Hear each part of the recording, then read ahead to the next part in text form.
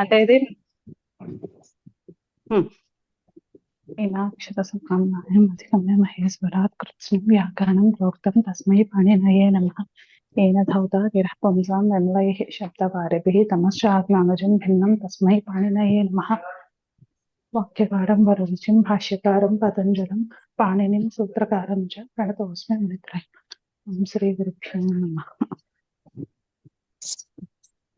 ఇది మనము సన్మహత్ పరమోత్తమోత్కృష్టాః పూజ్యమానైః అనే సూత్రం చూసినప్పుడు పరమా శబ్దంతో అంటే పరమాచ అసౌ గౌశ్చ అనేటటువంటి విగ్రహ వాక్యంలో పరమ అనేది మనం స్త్రీలింగంలో చెప్పుకున్నప్పుడు పరమా దీర్ఘం పరమా సు గౌసు అనే అలౌకిక విగ్రహ వాక్యంతో సన్మహత్ పరమోత్తమోత్కృష్టాః పూజ్యమానైః అనే సూత్రం చేత వికల్పంగా తత్పురుష సమాసము సమాసత్వాత్ ప్రాతిపదిక సంజ్ఞ సుప్పల క్లుక్ అలాగే ఉపసర్జన సంజ్ఞ పూర్వ ప్రయోగాలు. తర్వాత అప్పుడు మనకి పరమా గౌ అని ఉన్నప్పుడు పుంవత్ కర్మధారయ జాతీయ దేశీయేషు అనే సూత్రం చేత పరమ అనేటటువంటి భాషిత పుంస్కమైన అనుంగ్ లేనటువంటి స్త్రీ శబ్దమైన పరమాకి పుంవద్భావం వచ్చి అక్కడ స్త్రీ ప్రత్యయానికి నివృత్తి జరిగి పరమ గౌ అని ఉన్నప్పుడు మనకి గోరతద్ధితలుకి అనే సూత్రం చేత మనకి సమాసం ఎప్పుడైతే విధించామో ఆ సమయంలోనే గోరతద్ధితలుకి అనే సూత్రం చేత టచ్ అనే సమాసాంత ప్రత్యయం కూడా సమాసము విధించిన తర్వాత ఏకకాలంలోనే మనము సమాసాంత ప్రత్యయాన్ని కూడా సమాసము యొక్క అంత్య అవయవముగా విధిస్తాం. అప్పుడు మనకి పరమ గో టచ్ అప్పుడు మనకి పరమ గో అవాదేశం జరిగిన తర్వాత పరమ గవ అనే ప్రాతిపదిక. ఇప్పుడు ఇది పరవల్లింగం ద్వంద్వ తత్పురుషయోః అనే సూత్రం చేత పరవలింగం ప్రాప్తించి ఇక్కడ మనకి స్త్రీలింగము ప్రాప్తించింది. ఇప్పుడు స్త్రీలింగాన్ని చూపించడానికి ఆ స్త్రీత్వ వివక్షలో మనం ఇక్కడ అజాద్యత టాప్ అనే సూత్రం చేత టాప్ ప్రాప్తిస్తుండగా దానిని బాధిస్తూ అపవాదత్వంతో 1:4:1:15 అనే సూత్రం చేత టిత్వత్వాత్ నీప్ అంటే ఇక్కడ టచ్ అన్నది టిత్తైన ప్రత్యయం అయింది కాబట్టి టిత్తైన ప్రత్యయము పరంలో అంటే టిత్తైన ప్రాతిపదిక అయినప్పుడు నీప్ స్త్రీత్వ వివక్షలో నీప్ అప్పుడు మనకి పరమ గవి అనేటటువంటి ఈకారాంత ప్రాతిపదిక వచ్చింది. సో ప్రత్యయం చేసుకున్న తర్వాత పరమ గవి అనేటటువంటి ప్రథమ ఏకవచనము సిద్ధించింది. అంటే అండి ఇక్కడ మనము ఆవు గురించి చెప్తున్నాం కాబట్టి అలాగే వృషభం గురించి చెప్తే ఇవన్నీ ఏమి రాదు కదా. పరమ గవాయే రాదు, పరమ గవ ఉంటుంది, పరమ గవ అంతే. అంటే ఇది లాస్ట్ టైం మనం అప్పుడు చెప్పుకున్నప్పుడు ఈ అపవాద సూత్రం మిస్ అయ్యాను నేను. అంటే మీరు అసలు మన స్త్రీతో టచ్ చేయలేదు అప్పుడు. చేసాం పరమ గవ అని చెప్పి అజాద్యత స్టాప్ చెప్పాను. అక్కడ మిస్ అయ్యాను నేను. అక్కడ టిత్తైన ప్రత్యయం ఉంది అన్న సంగతి అక్కడ మిస్ అయ్యాను, అందుకని టాప్ చేసేసాం. సో అందుకని పరమ గవ అనేటటువంటి అది అనిష్ట రూపం వచ్చింది.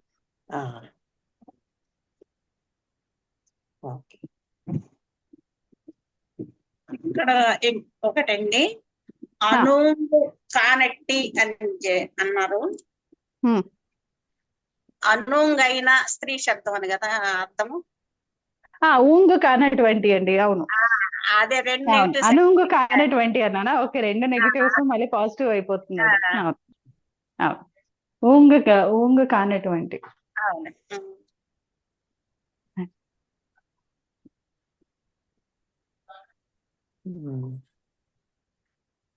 తర్వాత ఈ రోజు సూత్రం మొదలు పెట్టాలి. ఇది మనము లాస్ట్ దాంట్లో మనం పుంవత్ కర్మధారయ జాతీయ దేశీయేషు అనే సూత్రం. సో ఇప్పుడు ఆ సూత్రంలో కొన్ని ఎగ్జాంపుల్స్ వరకు చూసాము. ఉమ్. అది ఇంకొంచెం డీటెయిల్ గా చూద్దామంటే ఆ సూత్రము చూద్దాం అన్నమాట. చూద్దామండి ఇది అవసరం అండి అది. ఉమ్.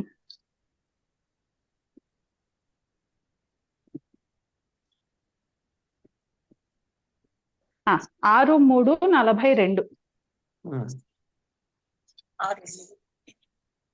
6-3-42.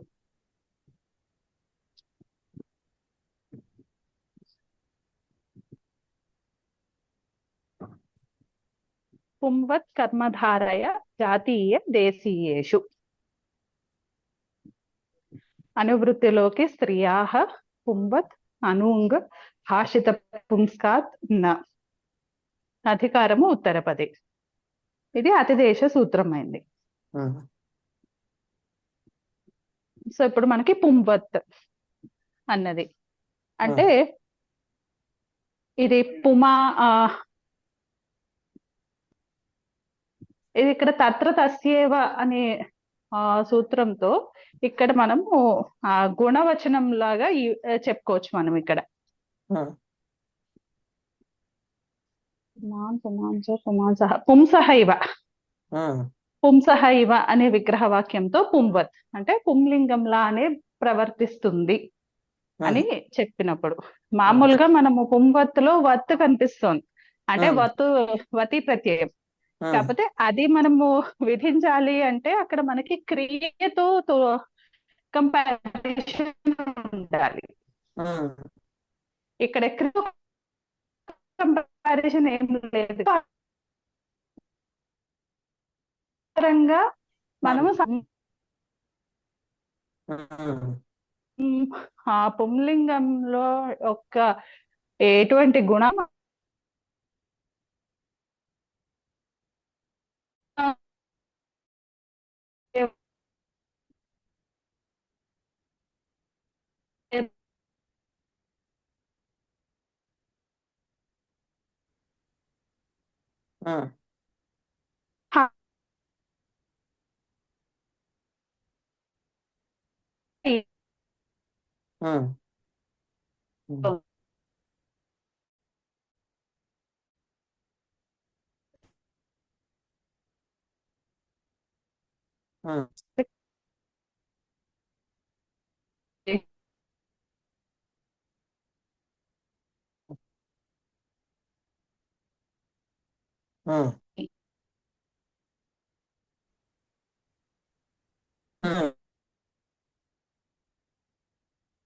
అలాగే కర్మధారయ అనేది ఒక సంజ్ఞ అనాధికరణ విషయంలో అని అక్కడ వాచ్య సప్తమి అంటే ఆ విషయ సప్తమి. ఇక్కడ జాతీయ ప్రత్యయము దేశీయ ప్రత్యయం దగ్గర ఏమో పరసప్తమి.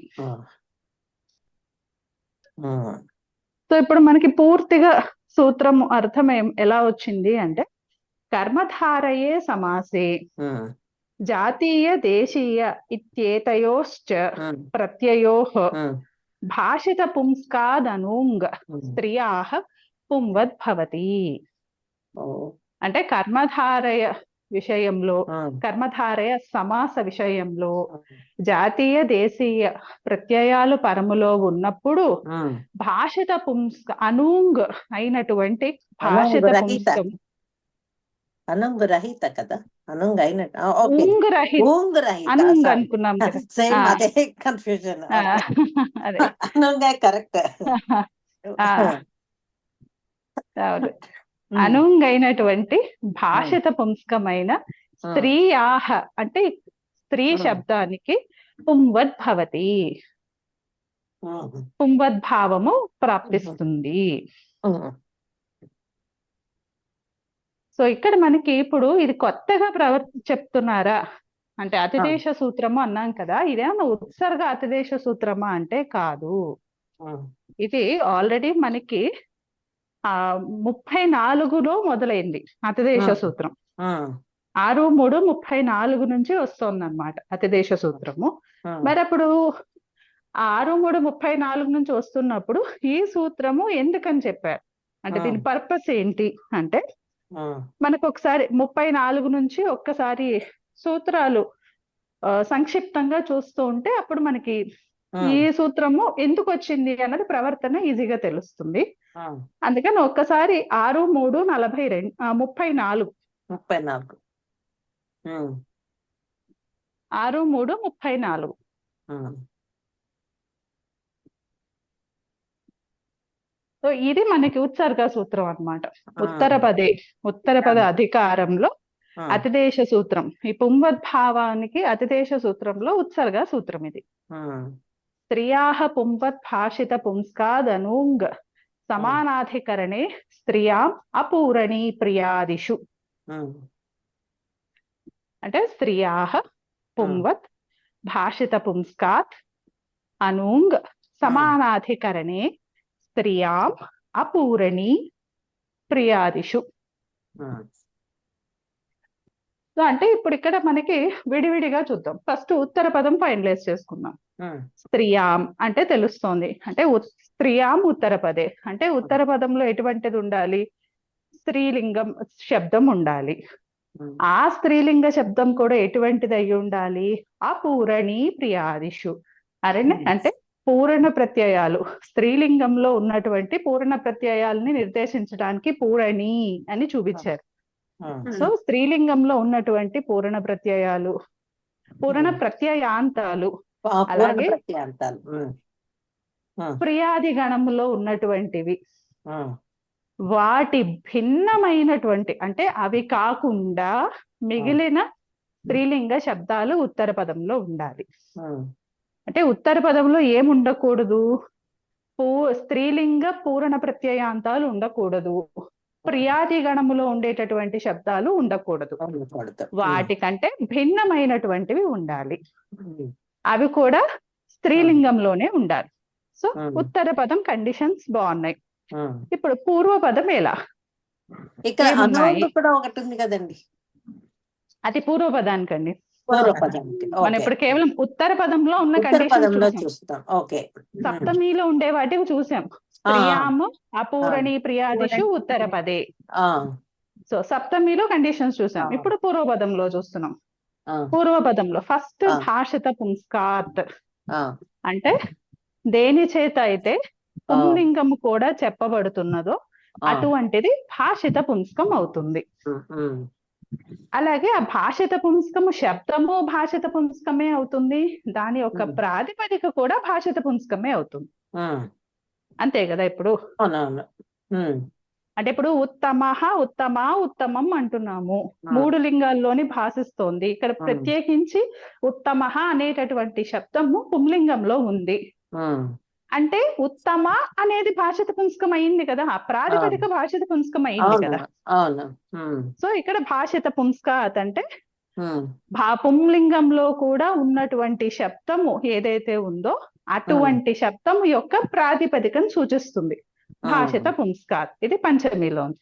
ఉమ్, సో అటువంటి దానికంటే అది కూడా ఎటువంటిది? అనూంగ్ ఉమ్, అంటే ఊంగ్ ప్రత్యయం లేనటువంటిది. ఉమ్, ఉమ్, ఊంగ్ ప్రత్యయం లేనటువంటిది. సో ఇక్కడ మనకు అనూంగ్ అన్నది చూడంగానే ఇక్కడ ఒక ప్రతిషేధం ఉంది అని తెలుస్తోంది కదా. నై ఉంది అని అయితే తెలుస్తోంది. తెలుస్తుంది. ఇది ఏ అర్థంలో నై ఉంది అంటే అభావార్థంలో ఉంది. ఉమ్, అంటే అది కేవలం అది ఉండకూడదు అంతే. ఉమ్, ఇది పర్యుదాస కాదు, ఉమ్. కేవలము అభావార్థం. అపవాదం. అంటే ఉండకూడదు. మనకు అక్కడ ప్రత్యేకించి వేరే స్త్రీ ప్రత్యయం ఉండవచ్చు, ఉండకపోవచ్చు, దాంతో సంబంధం లేదు. అవును. ఒకవేళ స్త్రీ ప్రత్యయం ఉంటే అది ఊంగ్ అవ్వకూడదు అంతే. ఉమ్, అంటే ప్రాతిపదిక, ఆ ప్రాతిపదిక పుంలింగంలో కూడా, ప్రాతిపదికతో పుంలింగంలో కూడా ఒక శబ్దం చెప్పబడుతున్నది. అది అటువంటి ప్రాతిపదిక కంటే పరంలో స్త్రీ ప్రత్యయము ఊంగు కానటువంటి స్త్రీ ప్రత్యయం ఉండకూడదు. ఉమ్, అటువంటి దానికి ఉమ్, ఆ శబ్దం కూడా ఏ లింగంలో ఉండాలి? స్త్రీయాః, స్త్రీయా. స్త్రీ వచనంలోనే ఉండాలి. అటువంటి శబ్దానికి, అటువంటి స్త్రీలింగ శబ్దానికి స్త్రియాః పుంవత్ మనకి పుంవద్భావము ప్రాప్తిస్తుంది. ఉమ్, ఉమ్, ఇది ఉత్సర్గ సూత్రం అన్నమాట. ఉమ్, అలాగే ఇక్కడ ఇంపార్టెంట్ కండిషన్ సమానాధికరణే. అక్కడ పూర్వపదానికి ఉత్తర పదానికి సమానాధికరణ్యం ఉన్నప్పుడు ఉమ్, ఉత్తర పదము స్త్రీలింగంలో ఉండి స్త్రీలింగ పూరణ ప్రత్యయాంతాలు అలాగే ప్రియాదిగణంలోని శబ్దాలు ఉత్తర పదంలో లేనప్పుడు, పూర్వపదము భాషిత పుంస్కమై ఊంగ్ లేనటువంటి స్త్రీలింగం అయినప్పుడు అటువంటి పూర్వపదములో ఉన్నటువంటి స్త్రీలింగ శబ్దానికి పుంవద్భావము. ఇది చెప్తోంది. సో ఇప్పుడు మనకి దీనికి ఎగ్జాంపుల్స్ లాస్ట్ టైం చూసుకున్నాం, కొన్ని ఎగ్జాంపుల్స్ ప్రియా వచ్చినప్పుడు ఏమున్నాయి అవి అని చెప్పి. సో ఇది మనకి తెలుస్తోంది. ఇక్కడే మనకి ఫస్ట్ డౌట్ వస్తుంది, అంటే ఇది సమానాధికరణే అని చెప్పారు కదా. సో ఇప్పుడు ఈ సమానాధికరణము కర్మధార్యము, ఇంకొక కండిషన్ ఏంటి, జస్ట్ తత్పురుష అయితే చాలు. రెండింటిలోని కర్మధార్యంలోని సమానాధికరణం ఉంటుంది కదా.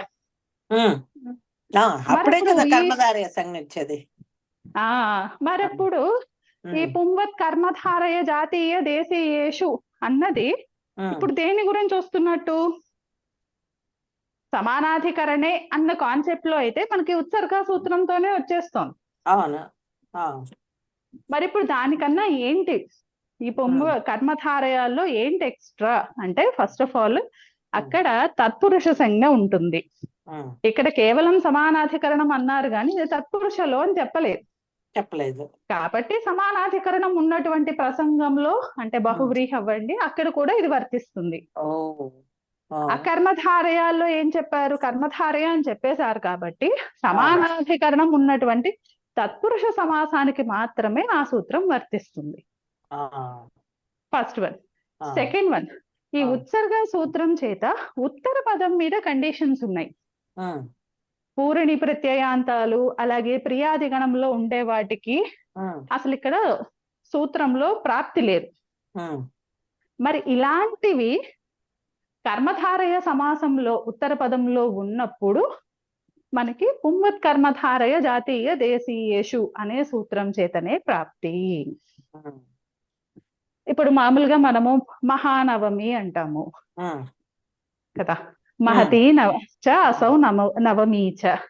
మామూలుగా ఆలోచించాం అనుకోండి, అక్కడ నవమి అనేది పూరణ ప్రత్యయాంతము, సమానాధికరణ్యంలో మహతి నవమి రెండు కూడా స్త్రీలింగాలు చూసుకోవాలి. కరెక్ట్. ఈ రెండిటికి కూడా ఒకటే విభక్తిలో ఉన్నాయి, సమానాధికరణ్యం ఉంది, బాగుంది. పూర్వ పదం ఎటువంటిది అవ్వాలి, భాషిత పుంస్కం అవ్వాలి. ఇప్పుడు ఈ మహతి అనేది ప్రాతిపదిక మహత్, ఆ ప్రాతిపదికతో పుల్లింగంలో కూడా శబ్దం ఉంది మహాన్ అని, అంటే ఇప్పుడు అదే అర్థంలో, కరెక్ట్, అదే అర్థంలో. మరి అప్పుడు ఈ అది ఆ ప్రాతిపదిక భాషిత పుంస్కం అయ్యింది. సో ఇప్పుడు మహత్తుకు పరంలో మనకి స్త్రీలింగం ప్రత్యయం రావటానికి అక్కడ ఊంగ్ లేదు, అంటే అక్కడ అనూంగ్ అన్నది కూడా మనకి కండిషన్ సాటిస్ఫై అయిపోయింది. అప్పుడు మనకి ఈ సూత్రం ప్రవర్తిస్తుంది కదా ముందర, ఉత్సర్గ సూత్రము. కాకపోతే ఈ ఉత్సర్గ సూత్రం అక్కడ ప్రవర్తించదు. ఎందుకని? నవమి అనేది ఏమైంది, పూరణ ప్రత్యయాంతము స్త్రీలింగంలోది అయ్యింది. అందుకని ఈ ఉత్సర్గ సూత్రంలో అసలు దానికి ప్రాప్తే లేదు. అలా ఉత్సర్గ సూత్రంలో ప్రాప్తి లేనటువంటి దానికి కేవలము కర్మధారయ సమాసంలో పూరణ ప్రత్యయాంతాలకు మళ్ళీ ప్రియాది గణంలో ఉండేటటువంటి వాటికి ప్రాప్తించడం కోసము ఆ సూత్రారంభం చేశారు. ఓకే. టు ఇంక్లూడ్ పూరణి ప్రత్యయాంతాలు అండ్ ప్రియాది గణంలో ఉండే శబ్దాలు. ఓకే. అలాగే లిమిట్ చేయటానికి ఈ ఇంక్లూషన్ కూడా మళ్ళీ అన్ని సమాసాలకి కాదు, అది తత్పురుష అవ్వాలి. కర్మధార్యము అంటే తత్పురుష అవ్వాల్సిందే కదా. అంటే కేవలము సమానాధికరణ్యం ఉన్నటువంటి తత్పురుష సమాసంలో ఒకవేళ ఉత్తర పదంలో పూరణీ ప్రత్యయాంతాలు ఉన్నా ప్రియాది గణంలో ఉన్నా సరే ఇక్కడ మనకి ప్రాప్తి ఉంది. సో ఈ సూత్రం ద్వారా అది తెలుస్తోంది. మళ్ళీ ఎక్కడ పడితే అక్కడ రావడానికి లేదు కదా, సమానాధికరణం అన్నారు కదా, ఏ తత్పురుష అయినా లాభం లేదు కదా, లాభం లేదు. అందుకనే అక్కడ మళ్ళీ మనకు చెప్తారు ఏమని, ఇప్పుడు ఆ ఉత్సర్గలోనే సమానాధికరణేనా అని చెప్పేశారు కదా, సమానాధికరణే అని సప్తమిలో చెప్పేశారు కదా. కేవలము ఉత్తర పదానికి పూర్వ పదానికి సమానాధికరణ్యం ఉన్నప్పుడు మాత్రమే కొన్ని కండిషన్స్ సాటిస్ఫై అయినప్పుడు పుంవద్భావం వస్తుంది. సో ఇది 34. నిన్న అదే లాస్ట్ క్లాస్ లో మనము దీని గురించి ఎగ్జాంపుల్స్ కూడా చూసుకున్నాం మనము. సో నెక్స్ట్ సూత్రం చూడండి, అంటే 35, 6, 3, 35.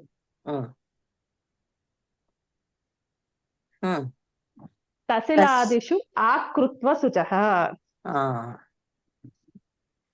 తసిలాదిషు ఆకృత్వ శుచః అంటే తసల్ ప్రత్యయము మొదలుకొని కృత్వ శుచ 5, 4, 17 ఆ సూత్రం వరకు కూడా ఈ పుంవద్భావం స్త్రీ అంటే పూర్వ పదంలో ఉన్నటువంటి స్త్రీలింగ శబ్దాలు అవి కూడా భాషిత పుంస్కం అయ్యి ఊంగ్ లేనటువంటి స్త్రీలింగ శబ్దాలకి పుంవద్భావము. సో ఇప్పుడు మనకి ఇక్కడ ఈ సూత్రంలో ఏం చెప్తుంది, ఆ తదిత ప్రత్యయాల్లోకి వెళ్ళాము. సో ఇప్పుడు ఆ తదిత వృత్తిలో కూడా మనకి కొన్ని ప్రత్యయాలకి అక్కడ మనకి అంటే పూర్వపదంలో ఉన్నటువంటి అంటే ఏ ప్రాతిపదికలకైతే మనము ఈ తదిత ప్రత్యయాలని విధిస్తున్నామో ఆ ప్రాతిపదికలకి పుంవద్భావం వస్తుంది. ఇప్పుడు ఈ లిస్ట్ లో మనకి దేశీయ ప్రత్యయం ఉంది, జాతీయ ప్రత్యయం ఉంది. కాశికాలో చూడండి, ఉంది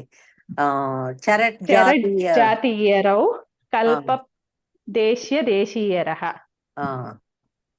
అంటే జాతీయ ప్రత్యయము పరంలో ఉన్నప్పుడు, అలాగే ఆ దేశీయ ప్రత్యయము పరంలో ఉన్నప్పుడు దేనికైతే మనము ఏ ప్రకృతికైతే పరంలో మనం ఈ ప్రత్యయాలను విధిస్తున్నామో ఆ ప్రకృతికి ఊంగు కానటువంటి భాషిత పుంస్కమైనటువంటి ప్రకృతి అయితే గనక దానికి పుంవద్భావము ఈ సూత్రం చేతనే ప్రాప్తిస్తోంది. మరి ఇప్పుడు ఆల్రెడీ మరి ఈ సూత్రం చేత ప్రాప్తిస్తున్నప్పుడు మళ్ళీ ఆ పుంవత్ కర్మధారయ జాతీయ దేశీయేషు అనే సూత్రము ఎందుకు? ఇప్పుడు ఈ సూత్రంతోనే వస్తోంది కదా. అంటే మధ్యలో ఇక్కడ అంటే ఈ రెండు మనకి ప్రాప్తించే సూత్రాలు చదువుకున్నాం. ఇంక ఇక్కడ నుంచి పుంవత్ కర్మధారయ జాతీయేషుకి పూర్వ సూత్రం వరకు కూడా అక్కడ ప్రతిషేధ సూత్రాలు ఉన్నాయి. ఆ ప్రతిషేధ సూత్రాలని నివారించటానికి మళ్ళీ ఆ పుంవద్భావానికి ప్రతిప్రసవం చేశారనమాట. మళ్ళీ అవకాశం ఇచ్చారు. అప్పుడు అది కూడా ఎందులో ఇచ్చినట్టు అయింది, ఇప్పుడు అక్కడ ఏవైతే నిషేధాలు మధ్యలో మనము చెప్పుకుంటామో ఆ నిషేధాలుకి ఈ సూత్రం ద్వారా అది మళ్ళీ నిషేధం పోతుంది అన్నమాట, మళ్ళీ పుంవద్భావం వస్తుంది. అందుకని ఇక్కడ మనకి ఈ సూత్రం చాలా ఇంపార్టెంట్ మనకి, పుంవత్ కర్మధారయ జాతీయేషు అన్నది. అంటే కొత్తగా దీని ద్వారా ప్రాప్తించే వాటికి తక్కువ స్కోప్, కేవలము ఆ పూర్ణ ప్రత్యయాంతాలు అలాగే ప్రియాది గణంలో ఉండేటటువంటి వాటికి ఉత్సర్గ సూత్రం చేదలో ప్రాప్తి లేదు కాబట్టి ఈ సూత్రం చేత ప్రాప్తి. మిగిలినవి ఏమైనా ఉన్నా అలాగే జాతీయ ప్రత్యయము దేశీయ ప్రత్యయము పరమైనప్పుడు కూడా తసిలాదిషు ఆకృత్వ శుచః అనేటటువంటి సూత్రంతోనే పుంవద్భావము ప్రాప్తిస్తూ ఉంటే వాటిని ప్రతిషేధిస్తూ సూత్రాలు ఉన్నాయి. ఆ ప్రతిషేధ సూత్రాలని దాటుతూ అపవాదత్వంతో మళ్ళీ ఇక్కడ ప్రాప్తిస్తోంది అన్నమాట పుంవద్భావం. సో ఇప్పుడు ఒకసారి మనం ఎగ్జాంపుల్స్ చూస్తే మనకి తెలుస్తుంది. అంటే ఇప్పుడు మహానవమి చెప్తున్నారు కదా, అది పూరణ ప్రత్యాంతం కదా.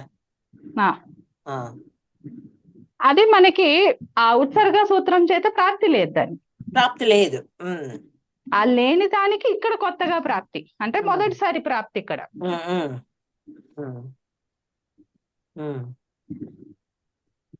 అలాగే ఇక్కడ చూడండి, కాశికలో ప్రతిషేధార్థః అయం ఆరంభః న కోపధాయాః ఇత్యుక్తం తత్రాపి భవతి. ఎగ్జాంపుల్ ఇచ్చారు, పాచక వృందారిక. ఇక్కడ చూడండి, పాచక ఏ సూత్రంలో చూస్తున్నారు? మళ్ళీ ఇదేనా? పుంబత్ లేదండి, కర్మధారయ. పుంబత్ కర్మధారయ జాతీయ దేశీయేషు. ఓకే. 6:3:42 ఆ సూత్రంలో. అంటే కొంచెం ముందు మళ్ళీ వెనక్కి ఎందుకు వెళ్ళానంటే, అప్పుడు మనకు ఆ సూత్రాలు ఒకసారి చూసుకుంటే ఇది ఇప్పుడు కొత్తగా ప్రాప్తించట్లేదు అన్నది ఇంకా క్లియర్ గా తెలుస్తుంది కదా, అందుకని. సో ఇప్పుడు 6:3:42లో కాశిక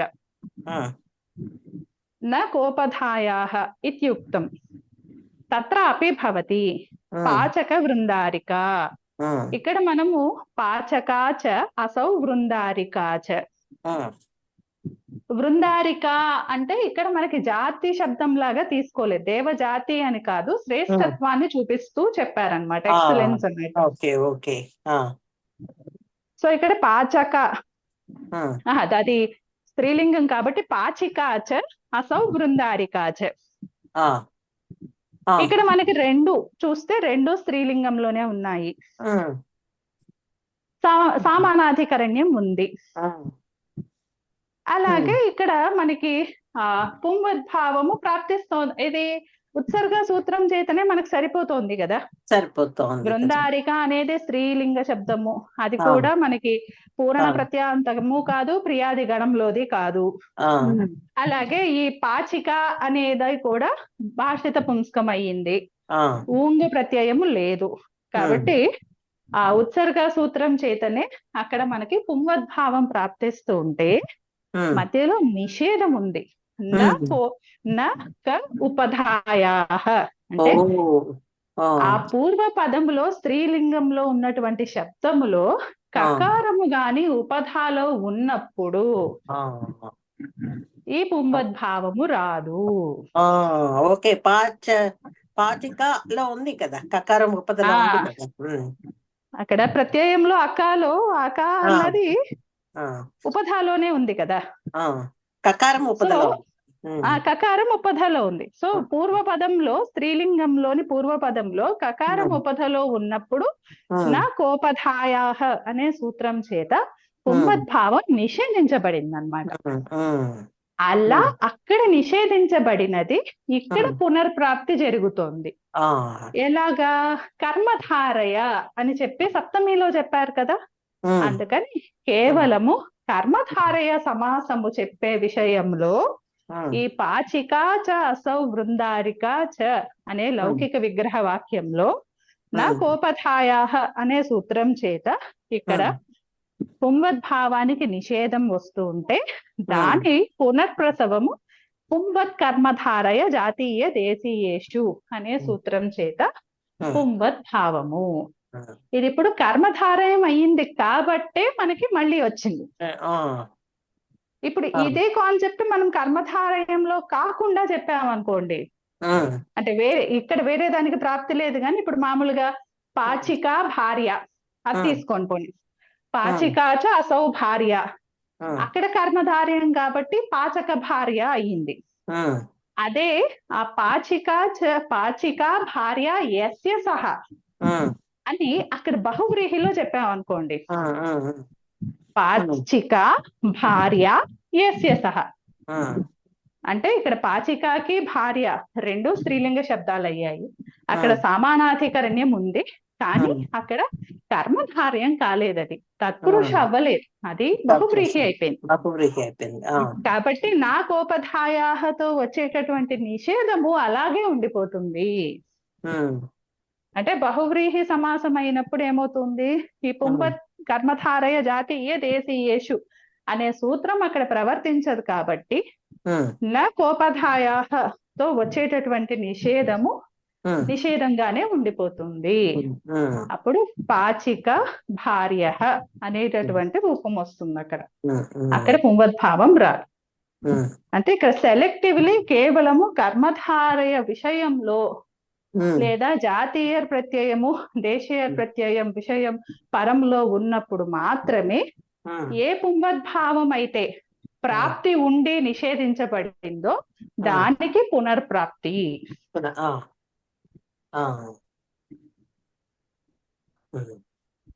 అంటే ఇలాంటి ఎక్సెప్షన్స్ నుంచి మనకి ఇలాంటి ఎక్సెప్షన్స్ లో కూడా మనకి అక్కడ ఇష్ట రూపాన్ని సాధించుకోవడం కోసము కర్మధారయంలో ఈ సూత్రము వచ్చిందనమాట. అర్థమైందండి, బాగుంది. అలాగే పాచక జాతీయ అంటే ఇక్కడ జాతీయ ప్రత్యయం వచ్చింది. అంటే ఇది ప్రకార వచనంలో చెప్పారు. ప్రకార వచనే జాతీయర్ కదా, సో ఇక్కడ ప్రకార వచనంలో వచ్చారు. ఇక్కడ వచ్చినప్పుడు కూడా అక్కడ పాచిక అనేటటువంటి ప్రాతిపదిక అంటే ఆ ప్రకృతి కంటేనే జాతీయ ప్రత్యయం విధిస్తాం. ఆ విధంగా ఉంది అనే అర్థంలో. అలాంటప్పుడు కూడా ఇక్కడ మనకి పాచిక అనేది మనకి తశిలాదిషు ఆకృత్వ శుచః అనే సూత్రం చేత అక్కడ పాచికాకి పుంవద్భావం ప్రాప్తిస్తూ ఉండగా నా కోపధాయాః అనే సూత్రం చేత కకారం ఉపధలో ఉన్నటువంటి పూర్వపదంలో ఉన్న స్త్రీలింగ శబ్దానికి పుంవద్భావం నిషేధించబడింది.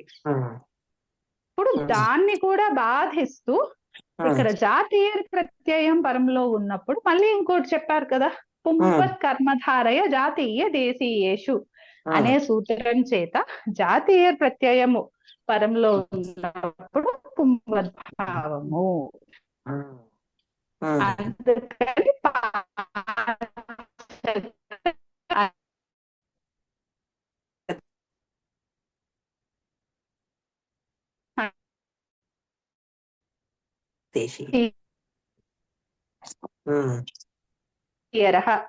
అని చెప్పి ఇంకా ఆల్మోస్ట్ పర్ఫెక్ట్ కన్నా కొంచెం తక్కువ అన్నమాట. ఆల్మోస్ట్ ప్రాయ అని కూడా చెప్పచ్చు కదా ఇక్కడ. ప్రాయ అనే కానీ ఆల్మోస్ట్ అనే సెన్స్, ఆల్మోస్ట్ అనే సెన్స్ లో. ఎందుకంటే ఈషత్ అసమాప్తం అంటే కంప్లీషన్ అంటే పర్ఫెక్షన్ కి కొంచెం తక్కువ. Okay, perfect not wife, fiancée.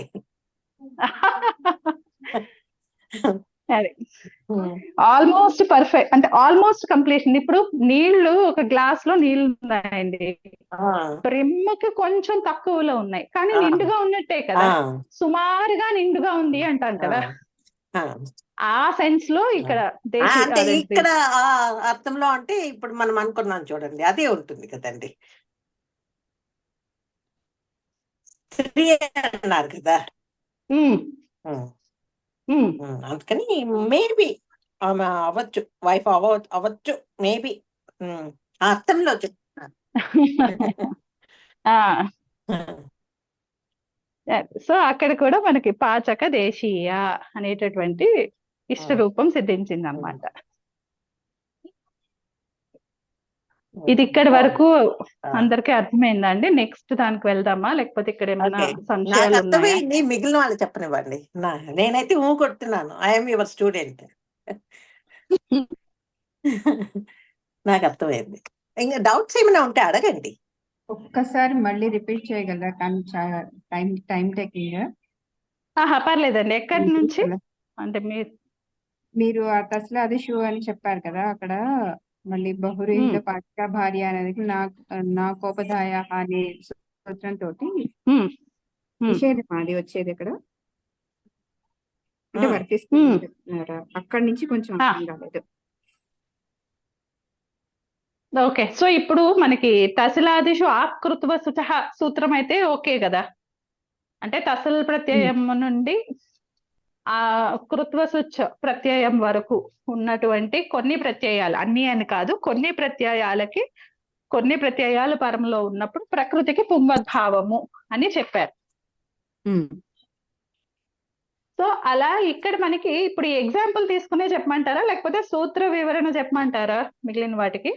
లేదు, మరి మీరు ప్రశ్నలు వేస్తూ చెప్పండి అలా, సో దట్ ఆవిడకి ఎంత అర్థమైందో కూడాను. ఇప్పుడు ఇది స్త్రీలింగం అన్నారు, స్త్రీవాచి శబ్దం అన్నారు, ఏంటి పాచిక కదా, పాచిక అంటే పూర్వపదంలో ఉండాల్సిన కండిషన్ ఏంటి, ఉత్తర పదంలో ఉండాల్సిన కండిషన్ ఏంటి, అది అర్థం చేసుకుంటూ వెళ్తే ఇట్ విల్ బి ఈజియర్ అండి. అంటే నాకు కావాల్సింది ఏంటంటే ఇప్పుడు మీకు పాచక వృందారిక అది కూడా ఒకసారి చెప్పమంటారా, లేకపోతే ఆ పాచక భార్య అంటూ బహువ్రీహిలో చెప్పింది అక్కడ ఉందా? అంటే మీకు ఎక్కడ క్లియర్ కావాలి అన్నది, అంటే లేదా రెండు రెండు చెప్పమంటారా? ఆ, రెండు ఈ సూత్రం ద్వారానే కదా వచ్చింది, నా కోపదాయ సూత్రం ద్వారా వచ్చింది. ఉమ్, అవును, అక్కడ ఒక చోట అవును. అయిపోయినట్టు అనిపించింది, అందుకని ఉమ్, కొంచెం క్లారిటీ కోసం అంటున్నాను అనమాట. ఓకే, సరే.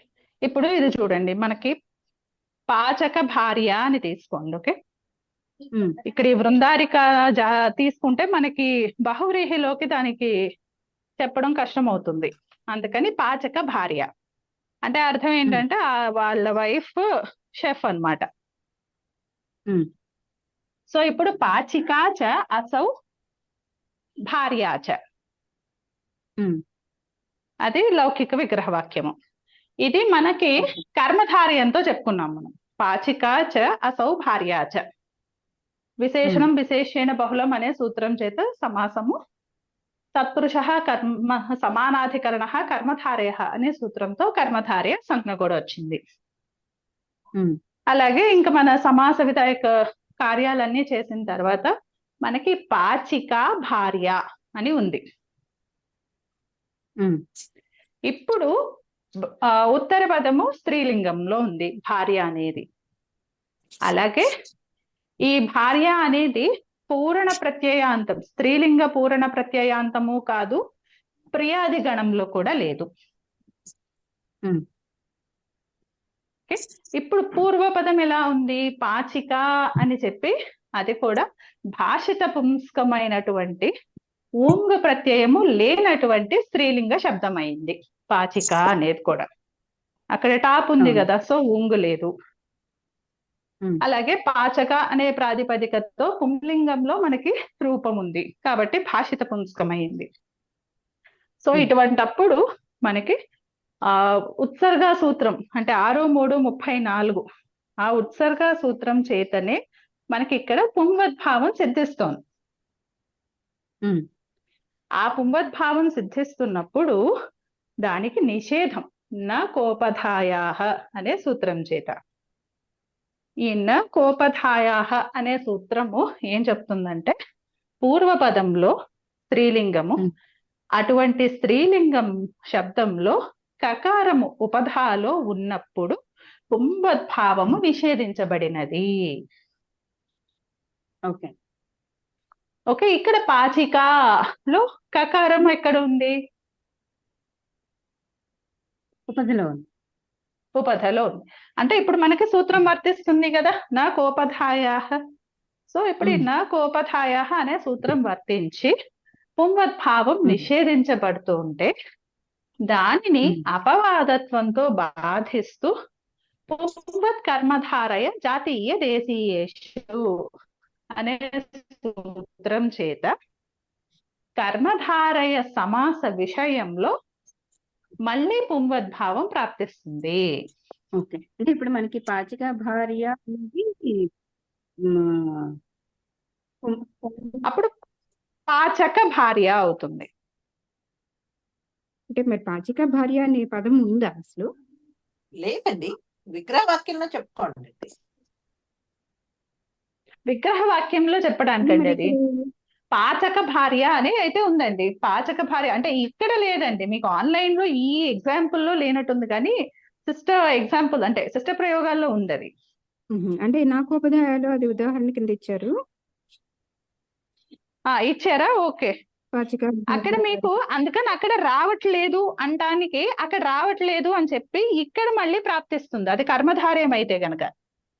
ఓకే, ఇప్పుడు అదే విగ్రహ వాక్యంతో మనము బహువ్రీహి చేసాం అనుకోండి, అంటే ఇక్కడ భార్య ప్రధానం కాదు, ఆ భార్య ఎవరికి ఉందో అంటే వంట చేయగలిగే భార్య ఎవరికి ఉందో అని అన్య పదార్థంలో చెప్పామనుకోండి, అప్పుడు ఏమైంది?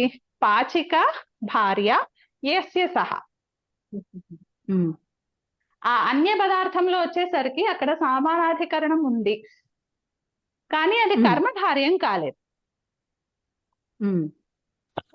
కాబట్టి మనకి 6-3-34 ఉత్సర్గ సూత్రం చేతనే మనకు అక్కడ పుంవద్భావం ప్రాప్తిస్తూ ఉంటే, పాచికాకి పుంవద్భావం ప్రాప్తిస్తూ ఉంటే, ఈ కకారము పాచికలో కకారము ఉపధాలో ఉన్నందున నా కోపధాయ అనే సూత్రంతో నిషేధము. అక్కడ ఇంకా నిషేధము ఇంకా అక్కడితో ఆగిపోతుంది. మళ్ళీ మనకి ఇంకా ఈ పుంభత్ కర్మధారయ జాతీయ దేశీయేషు ప్రాప్తించడానికి వీలు లేదు. ఎందుకని మనం సమాసం చేసింది బహువ్రీహిలో చేసాం, తత్పురుషలో చేయలేదు. కాబట్టి అది కర్మధారయ సంజ్ఞ లేదు. శేషో బహువ్రీహి అని చెప్పి బహువ్రీహి సంజ్ఞ వస్తుంది ఆ సమాసానికి. కర్మధారయ సంజ్ఞ లేదు కాబట్టి మళ్ళీ పుంభద్భావ ప్రాప్తి లేదు. అప్పుడు పాచిక భార్య అనే ఉంటుంది. మళ్ళీ అక్కడ గోస్త్రీయోర్ ఉపసర్జనస్య అనే సూత్రం చేత ముందర ఏక విభక్తి చాపూర్వ నిపాతే అనే సూత్రం చేత భార్యకి ఉపసర్జన సంజ్ఞ, గోస్త్రీయోర్ ఉపసర్జనస్య అనే సూత్రం చేత రస్వము, అప్పుడు పాచిక భార్య అనే ఉంటుందన్నమాట. అంటే ఈ కోపధాయ నుంచి మళ్ళీ మనకి కేవలం కర్మధారయ సమాసంలో మాత్రమే ఆ నిషేధము ఇక్కడ ప్రతిప్రసవం అవుతుంది. బాగుందండి, ఈ సెంటెన్స్ బాగుంది. తథా కోపదాయతే ప్రతిషిద్ధ పుంభద్భావ కర్మధారయాదౌ ప్రతి ప్రసూయతే. ఈ సెంటెన్స్ బాగుంది. ఎక్కడండి? నేను ఎక్కడ ఇచ్చారండి? సిద్ధాంత కౌముదిలో సెంటెన్స్ అండి అది. Okay okay okay. ఏ సూత్రంలో? పుంభత్ కర్మధారయ జాతీయ దేశీయేషు. ఇది ఆన్లైన్ లో కూడా ఉంది చూడండి, 6:42 ఆన్లైన్ లో సిద్ధాంత కౌముదిలో సెంటెన్స్ నేను చెప్పింది. సిద్ధాంత కౌముదిలో సెంటెన్స్ బాగుంది అది. అంటే కేవలం కర్మధారయ సమాసం చేసాం కాబట్టి మనకు మళ్ళీ ప్రతిప్రసవం జరిగింది. ఇదే అక్కడ వేరే సమాసం అయి ఉంటే గనక ఆ నిషేధం నుంచి మళ్ళీ ప్రతిప్రసవం లేదు, నిషేధమే. ఆ కకారం ఉప్పతలో ఉన్నది కావాలి కాబట్టి వాళ్ళు పాచికాన్ని పట్టుకున్నారు. అంతే. అందులో ఇది వరకు అలా వాడేవాళ్ళు కూడానేమో, లేకపోతే ఇవి దత్త భార్య అలాంటివి కూడా కనిపిస్తాయి మనకి. అవును, కట్వా భార్య, మరి ఏమన్నా ప్రయోగాలు ఉన్నాయేమో మరి. ఉన్నాయేమో. పంచమ భార్య కూడా దానికి ఈ అనుంగుకి అదే ఉదాహరణ ఇస్తారండి. దాని బదులు గంగా భార్య అనే బెటర్ ఏమో అనిపిస్తుంటుంది నాకు. ఓకే.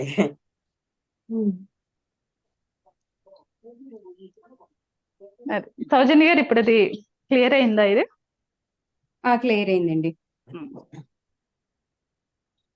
క్లియర్ అయింది, బాగుంది. అలాగే కొంచెం ఒక చిన్న పాయింట్ అర్థం కాకపోయినా అప్పుడే ఆపి అడగండి.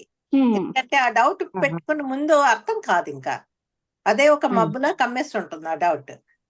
ఫర్దర్ గా అందులో ఈ సూత్రంలో మీరు మామూలుగా కాశిక్ లో చూసినా సిద్ధాంత కౌముదిలో చూసినా ఈ ఒక్క సూత్రం మనకి ప్రాపర్ గా అర్థం కావాలంటే కనీసం 6-7 సూత్రాలు ఇక్కడ కనిపిస్తాయి మనకి. ప్రతి చోట ఇంకొక సూత్రంతో నిషేధము, ఇక్కడ మళ్ళీ పునర్ప్రాప్తి అలా.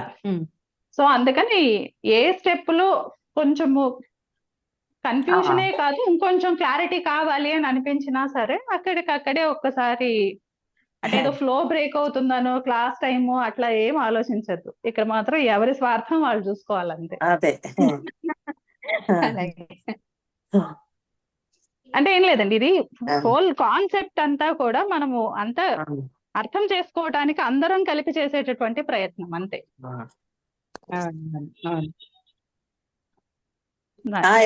మీ ఎంట్రీ వచ్చి మాకు ఈ సంస్కృతంలో ఉన్నది చదివేది వరకు సంస్కృతం అంటే కొంచెం భయం ఉండేది, అర్థం కాదేమో అన్నది. మిమ్మల్ని చూసాక మా ధైర్యం వచ్చింది, నాకైతే వచ్చింది బాగా. I'm trying to. కానీ ఇంకొక ప్రాబ్లం కూడా ఉందండి. ఇది వరకు తెలియని విషయము బాగా 4 పుస్తకాలు చదివి పట్టుకునేదాన్ని. ఇప్పుడు లక్ష్మీ శ్వేత గారు అంటే నాకు ఆన్సర్ వస్తోంది. So I'm becoming lazy. అంటే ఒకవేళ అవి మళ్ళీ ఆన్సర్స్ తప్పు చెప్తున్నానా లేదా అని వ్యాలిడేట్ చేస్తారు కదా, సో అలా కూడా. అంటే ఏంటంటే అండి, ఒక విషయం గురించి చూస్తే ఇంకో 4 విషయాలు తెలిసేది. ఇప్పుడు maybe I should shake myself out of it. నేను స్ట్రగుల్ అయ్యి జస్ట్ నేను చూసి తర్వాత అక్కడ నాకు రాకపోతే then I should press the button. You know what? Easy way out is always human nature కదా.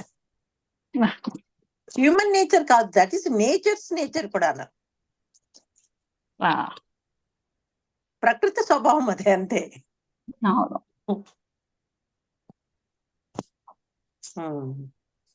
సో ఇప్పుడు మనము ఉన్న కోపధాయ అనేటటువంటి ఒక నిషేధ సూత్రము, ఆ సూత్రం ద్వారా నిషేధం ప్రాప్తిస్తూ ఉంటే ఏ కాంటెక్స్ట్ లో మాత్రమే మళ్ళీ పుంగద్భావం ప్రతిప్రసవం అవుతుంది అనేది చూసాం. ఇప్పుడు రెండవ ఎగ్జాంపుల్ కాశీలోనే నా కోపధాయ తర్వాత నెక్స్ట్ బ్లూ లో ఇచ్చేది సంజ్ఞాపూరణయోశ్చ ఇత్యుక్తం తత్రాపి భవతి దత్త దత్త జాతీయ దత్త దేశీయ. అలానే పూరణ్యాహ పంచమ బృందారిక పంచమ జాతీయ పంచమ దేశీయ. అంటే ఇక్కడ ఏం జరుగుతోంది, ఈ దత్త బృందారిక తీసుకున్నాం, దత్తాచ అసౌ బృందారికాచ. ఇక్కడ కూడా శ్రేష్టత్వము అనే అర్థంలోనే ఇక్కడ బృందారిక అనేటటువంటి పదం ఉపయోగించబడింది. అలాగే ఇక్కడ దత్త అనేది కేవల తా ప్రత్యయాంతమే కాదు, ఇది లోకంలో దాన క్రియలో ఉండే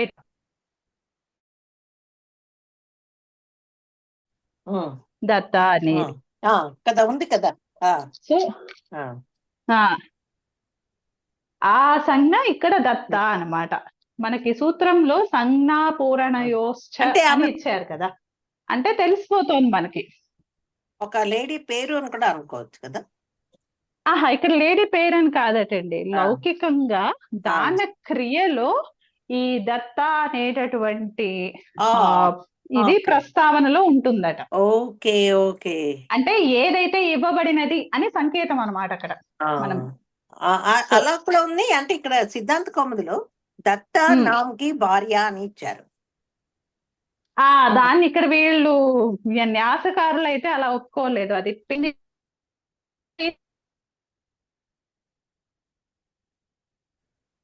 అనుకోండి, ఎలాగూ సంజ్ఞావాచకాలే అయినా సరే వాటికి పుంగద్భావం రాదు కదా ఆలోచనలో. పుంగద్భావం కాన్సెప్టే ఉండదు కదా. ఇప్పుడు ఎప్పుడైతే ప్రాపర్ నౌన్ అంటామో, ఇప్పుడు కామన్ నౌన్ అయితే మనం చెప్పుకోవచ్చు. ఎప్పుడైతే అది ప్రాపర్ నౌన్ అయిపోయిందో అది ఎలా అంటే పుంలింగంలో కూడా ఎలా ఉంటుంది, అది ఒక ద్రవ్యమే కదా, అది ఆ ద్రవ్య ఆకారంలో ఉన్నదానికి పేరు. అందుకని కేవల సంజ్ఞ అంటే మనం అనుకునే ఒక అయితే గనక అది కేవల సంజ్ఞావాచకం అవుతుంది, వ్యక్తివాచకం అనుకోండి. అలాంటప్పుడు ఇక్కడ పుంగద్భావము అనేటటువంటి ప్రసంగమే లేదు. అందుకని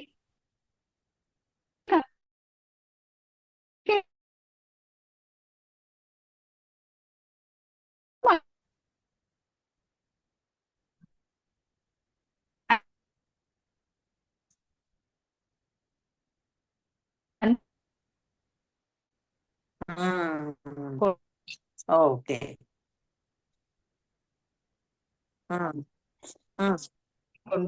అప్పుడు ఆ దత్త అంటే ఇవ్వబడినదే, కానీ అది గుర్తు చేసేది ఏంటి, ఒకళ్ళ చేత దాన క్రియలో ఇది ఆ ఆవు అన్నది వేరే వాళ్ళకి ఇవ్వబడింది అనేటటువంటిది సంకేతంలా అవుతుంది అక్కడ. ఆ సంకేత నిర్దేశం కోసం అంతేగాని ఇది మన సంజ్ఞా వాచకం కాదు. న్యాసం పదమంజరిలోనే ఎక్కడో చదివానండి, ఉంది పేరే ఉంటే గనక ఏకద్రవ్య వాచకమే అది. అలాంటప్పుడు అది పుంలింగంలో ఉండే ప్రసంగమే లేదు. సో అందుకని ఇక్కడ సంజ్ఞ అంటే కేవలము క్రియ విషయంలో దానికేతాన్ని చూపించటానికి ఉండేటటువంటి పదం, అటువంటిది సంజ్ఞ అవుతుంది. సో ఇక్కడ సూత్రం సంజ్ఞా పూరణయోశ్చ అంటే అలా క్రియ విషయంలో ఉపయోగించేటటువంటి సంజ్ఞా శబ్దాలు, అలాగే పూరణ ప్రత్యయాంతాలు అవి పూర్వపదంలో ఉన్నప్పుడు. ఇందాక మనం పూరణి ప్రత్యయాంతాలు ఉత్తర పదంలో ఉన్నప్పుడు నిషేధం కాదు, ప్రాప్తి కూడా అవును. పూర్వ పదంలో అన్నమాట. ఉమ్, అంటే పూర్వ పదంలో క్రియా నిమిత్తమైనటువంటి పదాలు ఉన్న ఉమ్, అటువంటి ఉమ్, స్త్రీలింగ పదానికి ఉమ్, పుంవద్భావం నిషేధించబడింది. ఉమ్, ఉమ్, సో ఇప్పుడు మనము దత్తాచ అసౌ బృందారికాచ ఉమ్, అంటే ఇక్కడ ఎవరు ఒక ఆవుని ఒక ఉమ్, బ్రాహ్మణుడికి ఇచ్చారు. ఉమ్, ఆ ఆవుని చూపించే సన్నివేశం అన్నమాట. ఆ, ఇది వాళ్ళు ఇచ్చారండి అని ఉమ్, చెప్తాం కదా, చాలా బాగుందండి వాళ్ళు ఇచ్చిన ఆవు. ఆ, అది ఆ కాంటెక్స్ట్ లో ఆ, ఇక్కడ దత్తాచ అసౌ బృందారికాచ అంటే ఉమ్, ఉత్తమమైనది ఇవ్వబడినది. ఉమ్, అంటే ఏదైతే ఇచ్చారో అది ఉమ్, చాలా ఉత్తమ జాతిలో ఉంది. ఉమ్, ఇక్కడ వృందారిక అన్నది ఇట్లా ఆవుని తీసుకుంటే ఇక్కడ జాతివాచకము తీసుకోవచ్చు, ఉమ్, శ్రేష్టత్వాన్ని తీసుకోవచ్చు, ఉమ్, ఏదైనా ఉమ్, ఉమ్, పర్వాలేదు. సో ఇప్పుడు ఉమ్, దత్తాచ వాక్యము ఇక్కడ మనకి వృందారక నాగ కుంజరై పూజ్యమానం అనే ఉమ్, సూత్రం చేత ఉమ్, సమాసము. సమాసం. అలాగే సమాసత్వాత్ ప్రాతిపదిక సంజ్ఞ ఉమ్, సుప్పులకు లుక్కు. ఆ బృందారక అనేటటువంటి అంటే ఆ బృందారక నాగ కుంజరై పూజ్యమానం అనే సూత్రంలో ఉమ్, పూజ్యమానము అయిన సుబంతం ఉమ్, అది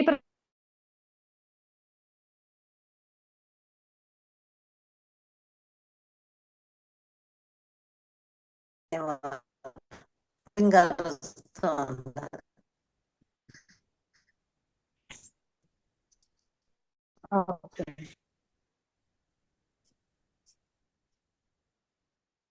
ఇంకా ఇది ఆన్ అవ్వలేదు, ఆడియో ఆన్ అవ్వలేదు నవీన్ గారిది.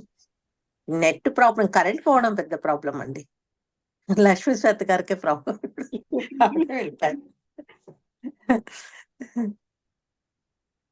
ఇంకా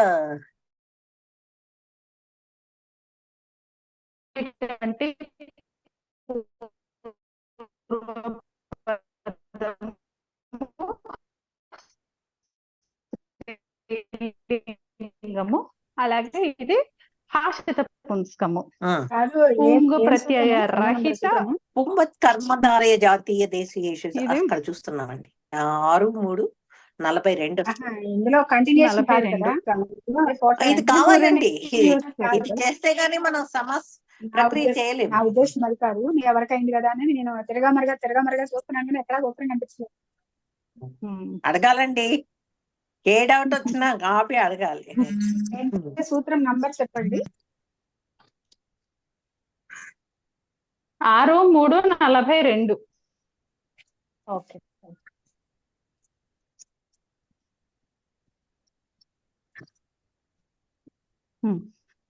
ఇప్పుడు దత్తా బృందారిక అనే స్థితిలో మనకి 6/3/34 ఉత్సర్గ సూత్రం చేతనే ఇక్కడ దత్త అనేటటువంటి స్త్రీలింగ పూర్వపదానికి పుంవద్భావం ప్రాప్తిస్తూ ఉండగా, ఈ దత్త అనేది దాన క్రియలో సంజ్ఞా శబ్దం అయింది.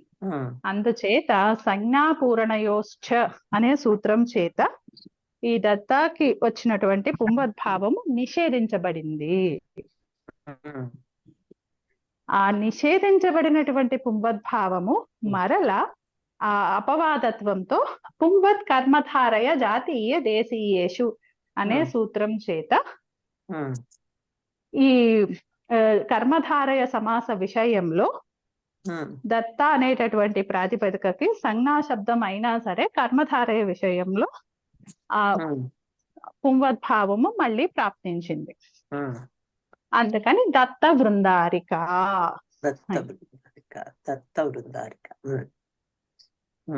ఇప్పుడు ఇదే ఇంకొక చిన్న దాంట్లో మనము కర్మధారయము కాలేదనుకోండి, ఇదే కాంబినేషన్ పదాలు కానీ కర్మధారయం కాదు. అంటే ఆవు ఎవరికి ఇచ్చామో అని చెప్పాలనుకోండి, అంటే ఆ ఉత్తమమైన ఆవు ఎవరికి ఇచ్చామో అని అన్య పదార్థ ప్రధానంలో చెప్పాలి. అంటే దత్త బృందారిక యస్య సహ. ఉండదే. వాళ్ళ ఇంట్లో ఏదో మాట్లాడుతున్నారు. సో దత్త వృందారిక యస్య సహ.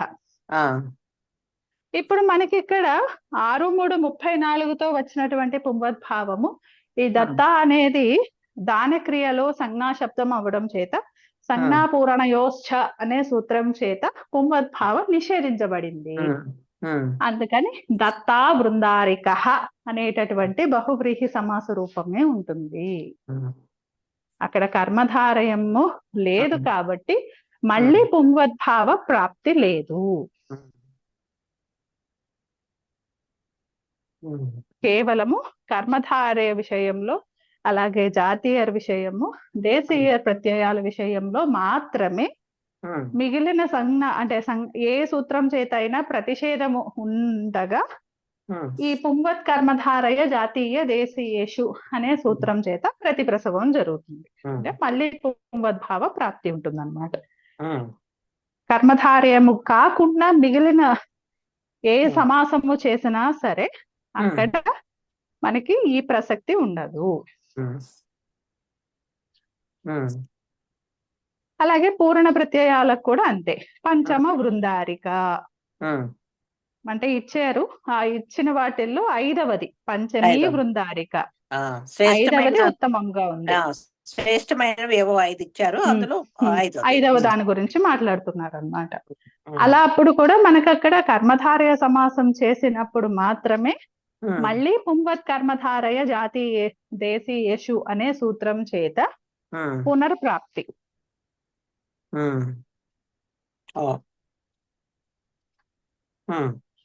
అలాగే ఇప్పుడు తర్వాత నెక్స్ట్ బ్లూలో ఇచ్చారు చూడండి. వృద్ధి నిమిత్తస్య చ తదితస్య అరక్త వికారే ఇత్యుక్తం తత్రాపి భవతి.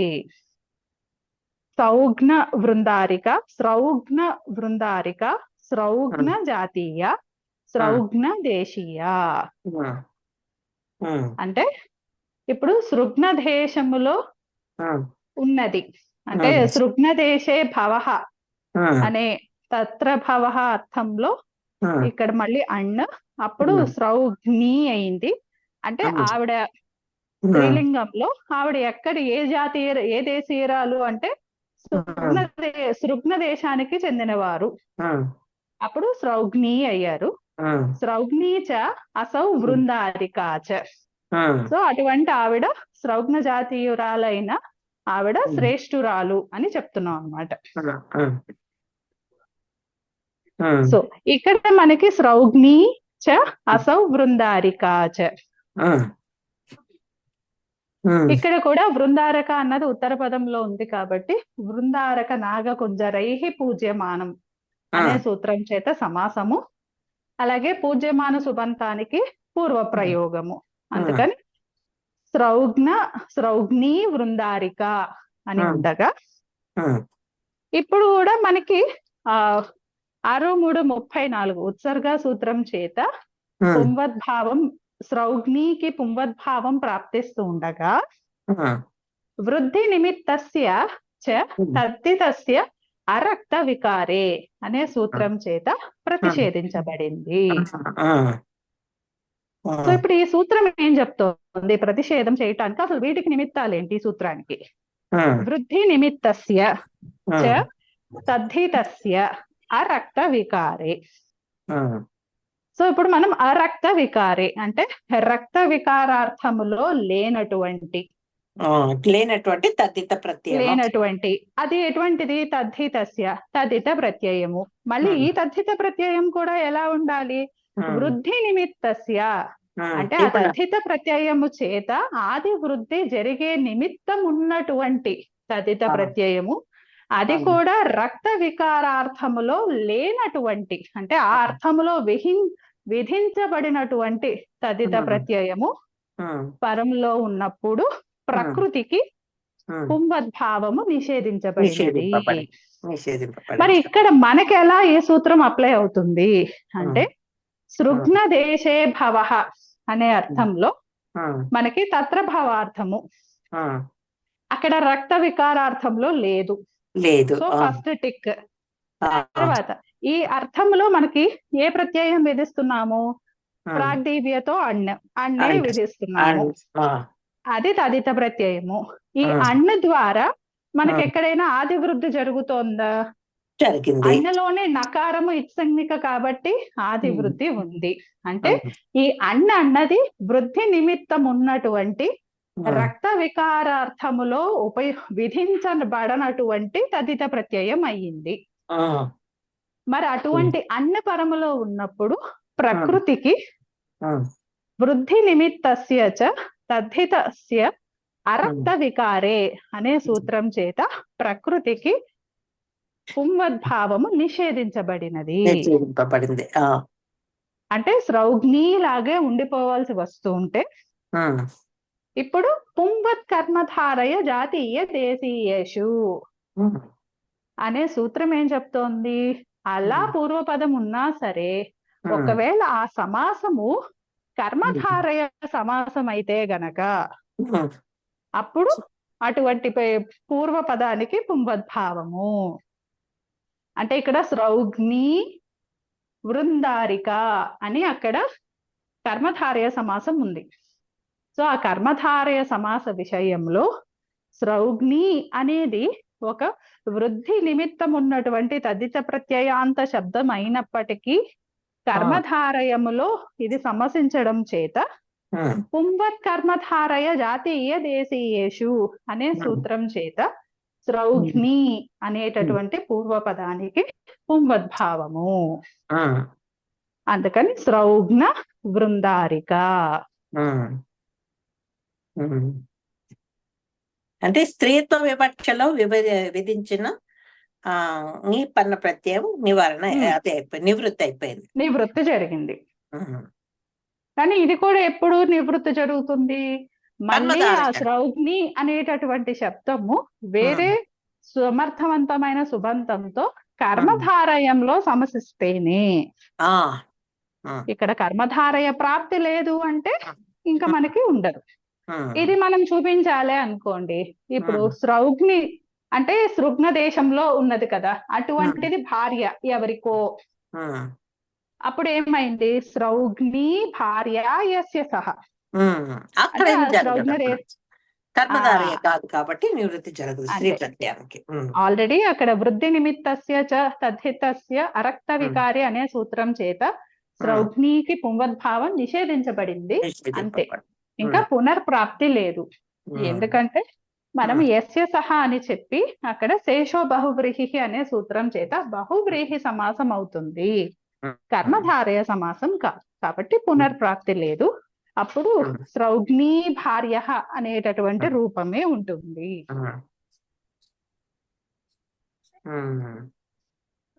ఓ 4 సూత్రాలు ఉన్నాయండి నిషేధం చేసేవి. పుంవద్భావం నిషేధం చేసేది ఇక్కడ మనం 5 కోపద కూడా ఉంది కదా, కోపద కలపలేదు. సన్న పూరణయోశ్చ చూసాము. వృద్ధి నిమిత్తస్య చ తదితస్య అరక్త వికారి. స్వాంగాచేత చూడలేదు, ఇంకా జాతేశ్చ చూడాలి. ఇంకా 2 ఉన్నాయి. ఇంకా 2 ఉన్నాయి. సో ఇప్పటి వరకు ఈ 3 సూత్రాలు క్లియర్ గా ఉన్నాయండి అందరికి? క్లియర్ గా ఉందండి, అర్థమైంది. అదే ఎవరికి అర్థమైందో ఎవరికి అర్థం కాలేదో they are responsible for themselves. అర్థం కాకపోతే ముందుకొచ్చి అడగాలి. కర్మధారయంలో ఎక్కడెక్కడ పుంవద్భావం వస్తోంది, దేని ఏ సూత్రాలు నిషేధిస్తోంది ఇది అంతే. ఆ పుంవద్భావాన్ని నిషేధించే సూత్రాలు ఉన్నాయి కొన్ని, దాన్ని బైపాస్ చేస్తూ ఈ కర్మధారయ అన్నదే వాటిని ఈ జాతీయ ప్రత్యయం పరంగా ఉన్న దేశీయ ప్రత్యయం పరంగా ఉన్న కర్మధారయ సమాసమైన. మనం ఇప్పుడు సమాసాలు చూస్తున్నాం కాబట్టి మనం అన్ని కర్మధారయాల్లో చూస్తున్నాం. కానీ ఇదే అర్థంలో దేశీయరు జాతీయరు కూడా ఇదే అర్థంలోనే మనకి పుంవద్భావం ప్రాప్తిస్తుంది. ఓకే. సో ఇప్పుడు కాశికలో ఇంకొకటి నెక్స్ట్ది స్రౌగ్న దేశీయ తర్వాతది స్వాంగాచ్చ ఈతః అమానిని ఇత్యుక్తం తత్రాపి భవతి. శ్లక్ష్ణ ముఖ వృందారిక. అంటే నేను ముందర సూత్రం కావాలని ఎక్స్ప్లెయిన్ చేయట్లేదండి, మనకి ఒక ఎగ్జాంపుల్ తో అవునవును. పాటుగా చూస్తే ఆ సూత్రంలో ఉన్న పదాలకి కొరిలేట్ చేసుకోవడం వీలవుతుంది అని చెప్పి. చెయ్యాలండి, అలా చేస్తేనే ఇంకా బాగా అర్థమవుతుంది సూత్రం. అది శ్లక్ష్ణ ముఖ వృందారిక. ఇక్కడ మనకి ఎలా వచ్చింది విగ్రహవాక్యము అంటే శ్లక్ష్ణ ముఖీ చ అసౌ వృందారిక చ. శ్లక్ష్ణముఖి అంటే చిన్న ముఖము కలిగినది, అల్పార్థంలో శ్లక్ష్ణ, ఓకే. చిన్న ముఖము కలిగిన ఆవిడ. అంటే అక్కడ కూడా మళ్ళీ మనం గమనిస్తే శ్లక్ష్ణముఖి అనే చోట కూడా ఇంకొక అది కూడా సమస్త పదమే. శ్లక్ష్ణం ముఖం యస్యాహ సా అంటే చిన్నదైన ముఖము ఎవరికి ఉన్నదో, అక్కడ బహువ్రీహి అంటే పూర్వపదం మాట కూడా. వినగానే నాకు మైసూరులో చాముండి టెంపుల్ లో అమ్మవారి విగ్రహం గుర్తొచ్చింది. ఎంత చిన్న ముచ్చటగా, ఎంత బాగుంటుందో అందంగా. అవును. సో ఇక్కడ మనకి శ్లక్ష్ణముఖి అనే చోట కూడా సమస్త పదం బహువ్రీహిలో. శ్లక్ష్ణం ముఖం యస్యాహ సా చిన్నదైన చిన్న ముఖము ఎవరికి ఉన్నదో ఆమె శ్లక్ష్ణముఖి అయింది. సో ఇప్పుడు శ్లక్ష్ణముఖి దేశీయ వృందారిక. సో అటువంటి ఆవిడ శ్రేష్టంగా ఉంది అని చెప్తున్నారు. సో ఇక్కడ సామానాధికరణ్యం ఉంది. బృందారక నాగకుంజరై పూజ్యమానం అనే సూత్రం చేత సమాసము, సమాసత్వాత్ ప్రాతిపదిక సంజ్ఞ, సుప్పులకు లుక్.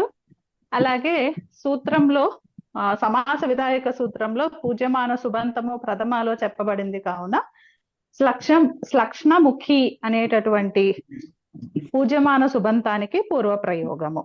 అప్పుడు శ్లక్ష్ణముఖి వృందారిక అని ఉండగా, ఇప్పుడు మనం చూస్తే పూర్వ పదము స్త్రీలింగ వాచకమై, ఉత్తర పదము వృందారిక అన్నది కూడా స్త్రీలింగమే.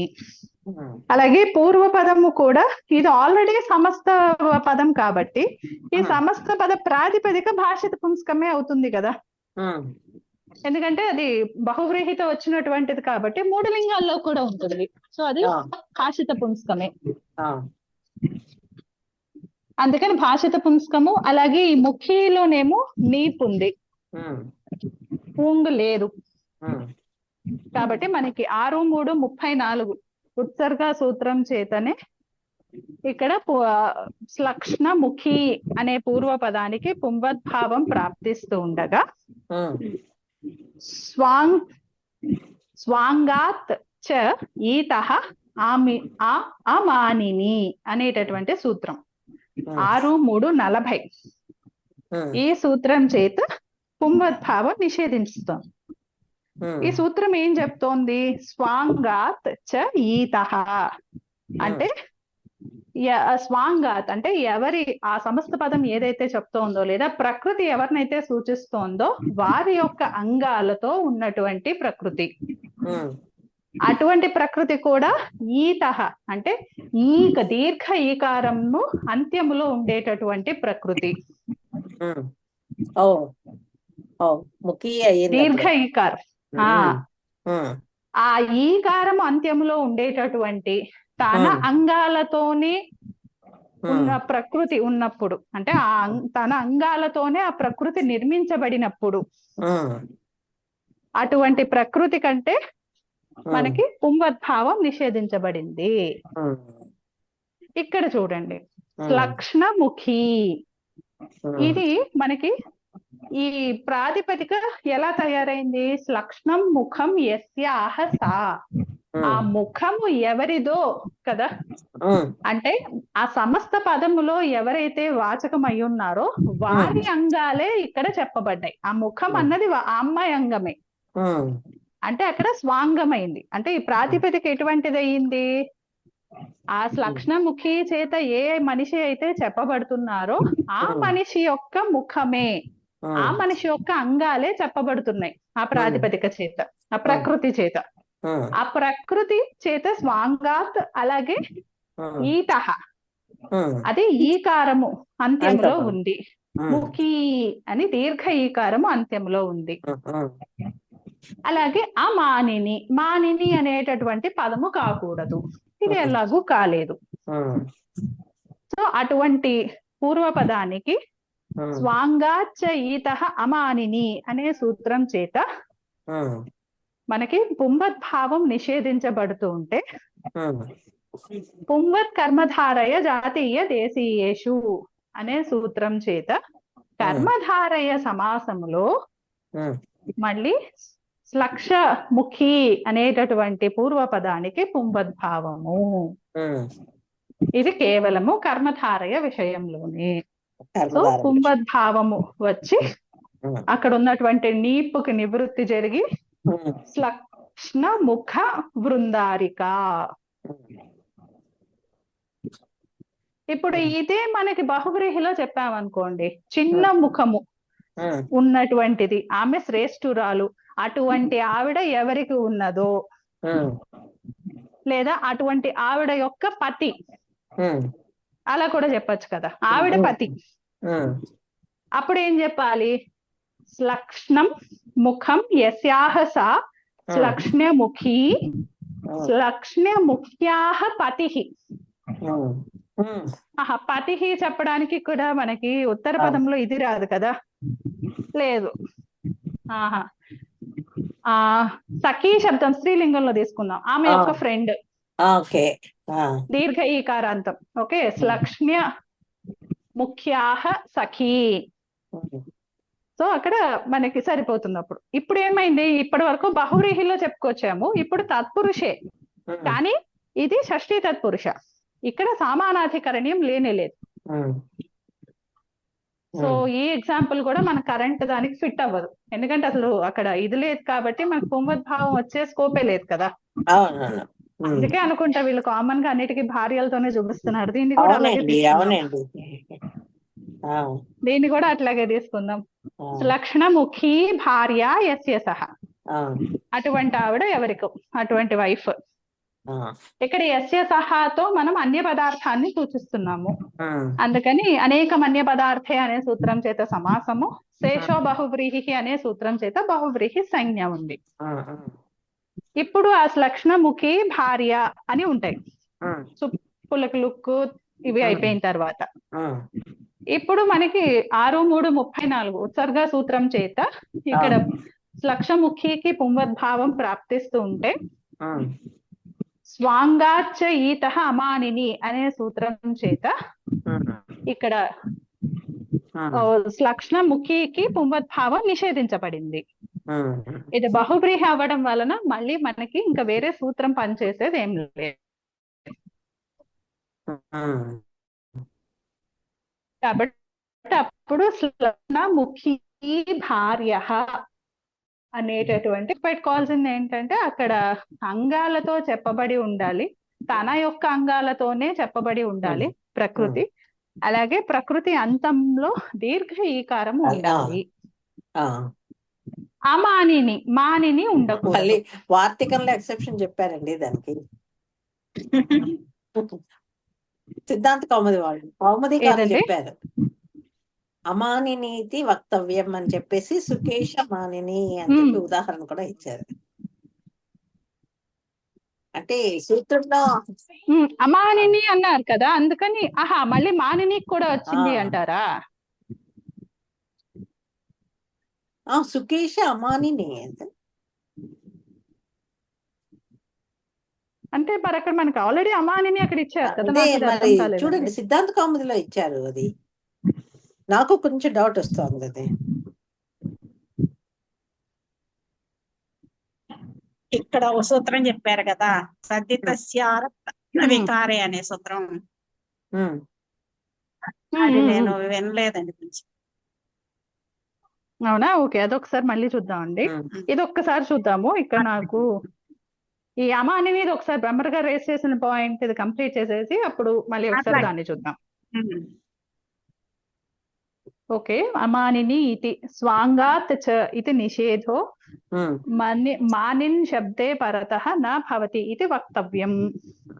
సుకేశ మానిని ఇది సుకేశి మన్యతే ఇత్యర్థే. అవును, మనేశ్చ నిని ప్రత్యయం వస్తుంది. ఉపదా వృద్ధి ఉపపద సమాసము సుబ్లుక్కు పుంవత్వే నీశో నివృత్తి ఇది భావః. ఆహా,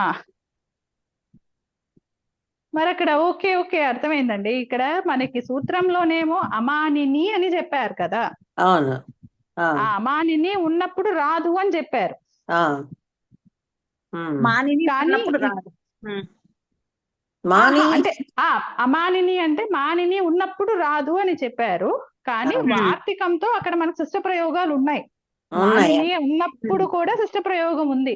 అందుకని వార్తికంతో మళ్ళీ కరెక్షన్ ఇచ్చారు. Correction అమానిని ఇచ్చారు. ఇది వక్తవ్యం అంటే ఇది కరెక్షన్. సో ఇప్పుడు డబల్ నిషేధం అయింది కాబట్టి అది ఎలా అవుతుంది అంటే ఆ ప్రతిషేధానికి ప్రతి ప్రసవం జరిగినట్టు అయింది ఇప్పుడు ఇక్కడ. అదే.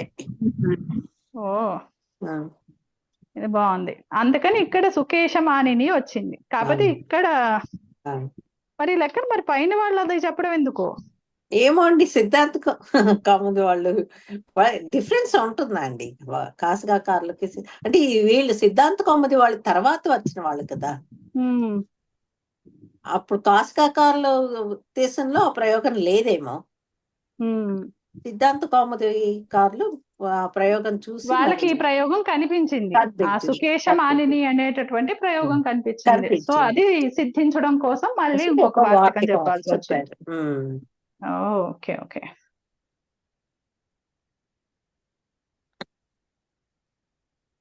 బాగుంది.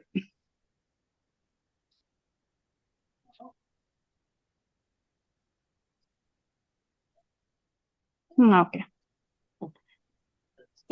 ఈ మాట అకేశ భార్య అని వచ్చారు. అంటే లేనటువంటి కేశాలు లేనటువంటి భార్యనా? అంతే అండి. పాపం. అక్లేశ భార్య అని చెప్పకుండా కేశం అని చెప్పారు. అదైతే రాదు కదా. అప్పుడైతే అసలు మనకి స్వాంగాతలోకి రాదు కదా పాపం.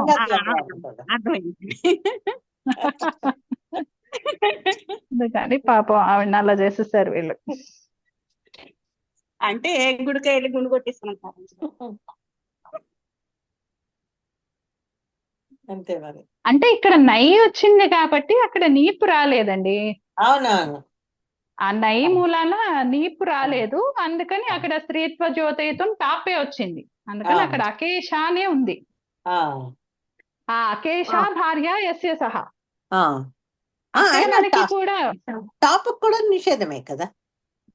ఈకారాంత శబ్దం లేదు. ఈకారాంత శబ్దం అంత్యంలో లేదు కదా. ఇప్పుడు ఇది ఆకారాంత శబ్దం అయింది కదా. అక్కడ ఈతహ అని ఇచ్చారు కదా. అక్కడ అకేశాచ భార్య యస్య సహ. సో అక్కడ అది ఈకారం లేదు కాబట్టి మనకి ఇక్కడ అసలు పుంవద్భావము నిషేధం లేదన్నమాట. పుంవద్భావం లేదు. ఓకే, అంటే పుంవద్భావం నిషేధం లేదు. నిషేధం లేదు. నిషేధం లేదు కాబట్టి నిషేధం లేదు కాబట్టి అందుకని అక్కడ నివృత్తి జరిగి టాపుకు నివృత్తి జరిగి అక్కడ మళ్ళీ నివృత్తులు మళ్ళీ ప్రతిషేధాలు. కరెక్టే మన అన్నట్టుది ఈతహ లేదు కదా. కానీ ఇది ఒక్కసారి చూస్తానండి. మళ్ళీ అమానిని ఇది వక్తవ్యం అని ఎందుకు చెప్పారు? ఎందుకంటే రెండు కాంట్రడిక్టింగ్ గా ఉన్నాయి.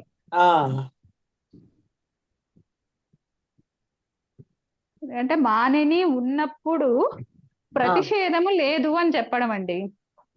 స్వాంగాత్ చ ఈతః అమానిని అంటే ఒకవేళ అది మానిని పరంలో ఉంటే గనక, మానిని అనేటటువంటిది పరంలో ఉన్నప్పుడు ప్రతిషేధము అంటే ఈ సూత్ర పరిధిలోకి రాదు, సూత్ర ప్రాప్తి లేదు. అంటే మానిని అనేటటువంటిది మనకు ఉత్తర పదంలో ఉన్నప్పుడు పూర్వ ప్రతిషేధము అన్న కాన్సెప్ట్ లేదు. అంటే వస్తే వచ్చేస్తుంది అంతే. అందుకని ఇక్కడ వచ్చేసింది. దీర్ఘకేశి మన్యతే ఇది అర్థము. అంటే దీర్ఘకేశాలు ఉన్నాయి అని అనుకుంటున్నాను అనే అర్థంలో అక్కడ మన్యతే, ఆ మన్యతేకి నిని ప్రత్యయం ఇచ్చారు. ఆ తాత్సీల్య అర్థంలో నిని వచ్చింది అక్కడ. సుపి అజాత్యవు తాచ్ఛీల్యే నినిహి అనో ఏదో ఉంది సూత్రము. సో ఆ సూత్రం చేత దీర్ఘకేశీ మన్యతే ఇది. మన్యతే ఇది. ఓకే. సో అక్కడ అది ఉత్తర పదంలో ఉంది. ఆ మానిని అన్నది ఉత్తర పదంలో ఉన్నప్పుడు ఈ సూత్రంతో మనకు అసలు ఆ సూత్రంతో ప్రసంగమే లేదు. అందుకని ఈ ఉత్సర్గ సూత్రం చేతనే అక్కడ అదే పుంభద్భావం వచ్చేసింది. పుంభద్భావం వచ్చేసి దీర్ఘకేశ మానిని అయింది. కాకపోతే ఈ సుకేశ మానిని చూడాలి. మళ్ళీ అక్కడ అమానిని ఇది వక్తవ్యం అని ఎందుకు చెప్పారు అని వార్తికం చేత నిషేధ అభావం అండి.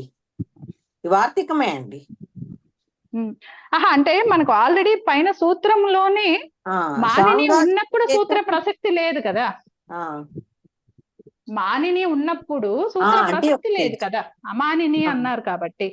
ఇంకా సూత్ర ప్రసక్తే లేనప్పుడు మళ్ళీ ఇంకా దాని గురించి మాట్లాడక్కర్లేదు కదా. పుంభద్భావము వస్తే వచ్చేస్తుంది అంటే దానికి అక్కడ ప్రాప్తి పూర్వ సూత్రాలతో ఉంటే ప్రాప్తి ఇచ్చేస్తుంది కదా. ఇది వార్తికమే అండి. మామూలుగా దీనికైతే స్వాంగా చేత అంటే ఈకారాంతము. ఓకే, కొంచెం కన్ఫ్యూజింగ్ గా ఉందండి. అది ఒకసారి చూద్దాం అండి. శబ్దానికి పుంభద్భావం నిషేధము ఇక్కడ ఉంది, పుంభద్భావం వచ్చింది, అందుకనే సుకేశ మానిని వచ్చింది. అసలు నిషేధం ఉంది కదా, మానిని అని శబ్దం ఉంది కాబట్టి నిషేధం ఉంది కదా. అమానిని అండి, మానిని లేకపోతే ప్రతిషేధము. మానిని లేకపోతే ప్రతిషేధము. ఇక్కడ మనకి మానిని అన్నది ఉన్నది కదా, అందుకని అసలు సూత్రం అదే నాకు డౌట్ గా ఉంది. అసలు సూత్రంలో చెప్పేస్తోంది మానిని లేకుండా ఉన్నటువంటి ఉత్తర పదము ఉన్నప్పుడు స్వాంగాత్ చ ఈతః పుంభద్భావః అన్నట్టు చెప్పుకోవాలి. ఓకే, ఇది ఒకసారి చూస్తాలేండి నేను ఇది ఆ సూత్రమే ఓపెన్ చేసి గోవిందాచార్య గారు ఏం చెప్తున్నారు అన్న. स्वांगवाची शब्द से उत्तर जो ईकार वह जिसके अंत में हो ऐसा स्त्रीवाचक भाषित पुंस्क ऊंग प्रत्यय रहित जो शब्द उसको भी पुंभद भाव नहीं होता है. अमानिनी परतः.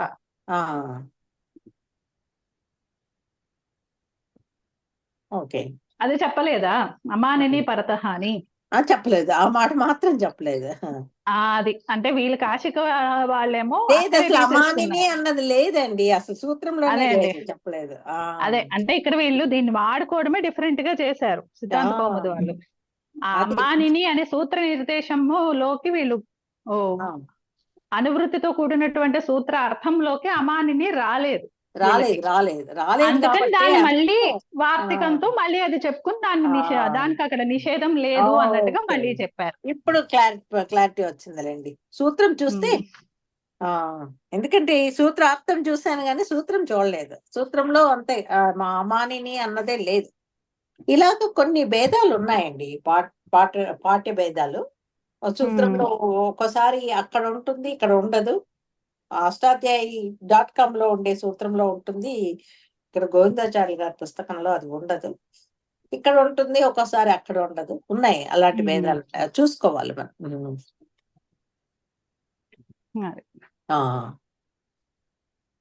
ఇద్దరు చెప్పింది ఒకటే అండి. బాగుంది. అదే ఎసెన్షియల్ గా ఇద్దరు చెప్పింది ఒకటే, కాకపోతే సూత్రము వాళ్ళు గ్రహించినటువంటి సూత్రం వేరు వేరుగా ఉంది. కాశిక వాళ్ళ సూత్రం వేరుగా ఉంది, కౌముది సూత్రం వేరుగా ఉంది. అంతే అంతే. ఓకే, బాగుంది. అలాగే పార్వతి గారు మీరు ఇది చెప్పుకున్నారు కదా, 6:3:39 అండి అది. వృద్ధి నిమిత్తస్య చ తద్ధితస్య అరక్త వికారే, అంటే రక్త వికారార్థము కాకుండా విధించబడినటువంటి తద్ధితస్య తద్ధిత ప్రత్యయము, అది కూడా ఎటువంటి తద్ధిత ప్రత్యయము? వృద్ధి నిమిత్తస్య, అంటే ఆ తద్ధిత ప్రత్యయము చేత వృద్ధి నిమిత్తమైనటువంటిది ఉన్నటువంటి తద్ధిత ప్రత్యయము రక్త వికారార్థము కాకుండా అన్ని అర్థాలలో వృద్ధి నిమిత్తమైనటువంటి తద్ధిత ప్రత్యయము ఉన్నప్పుడు తద్ధిత ప్రత్యయ అటువంటి ప్రాతిపదిక ఏదైతే ఉందో, ప్రకృతి ఏదైతే ఉందో, అటువంటి ప్రకృతికి పుంభద్భావము నిషేధించబడినది. ఆ సూత్రం ద్వారా ఇప్పుడు మనకు ఒక ఎగ్జాంపుల్ చూద్దాం. సృగ్న దేశం ఉంది కదా, సో సృగ్న దేశే భవః తత్ర భవార్థంలో అక్కడ మనకి అన్న ప్రత్యయము, అక్కడ స్త్రీత్వ వివక్షలో నీప్, అప్పుడు ఏమైంది స్రౌగ్ని అయింది. ఇప్పుడు ఈ స్రౌగ్ని అనేది ఎటువంటి ప్రాతిపదిక అయింది? రక్త వికారము కాకుండా మిగిలిన అర్థములో విధించబడినటువంటి తదిత ప్రత్యయము, ఆ తదిత ప్రత్యయములో కూడా వృద్ధి నిమిత్తం, అన్నులో నకారం ఉంది కదా, వృద్ధి నిమిత్తమైనటువంటి తదిత ప్రత్యయము ఈ స్రౌగ్ని అనేటటువంటి దాంట్లో ఉంది కదా. సో ఇటువంటిది పూర్వపదములో ఉంటే, అంటే ఇప్పుడు ఈ స్రౌగ్ని శబ్దము వంటిది పూర్వపదంలో ఉన్నప్పుడు మనకి ఆ పూర్వపదంలో ఉన్నటువంటి స్రౌగ్నికి పుంవద్భావము ఈ ప్రకృత సూత్రం చేత నిషేధించబడినది.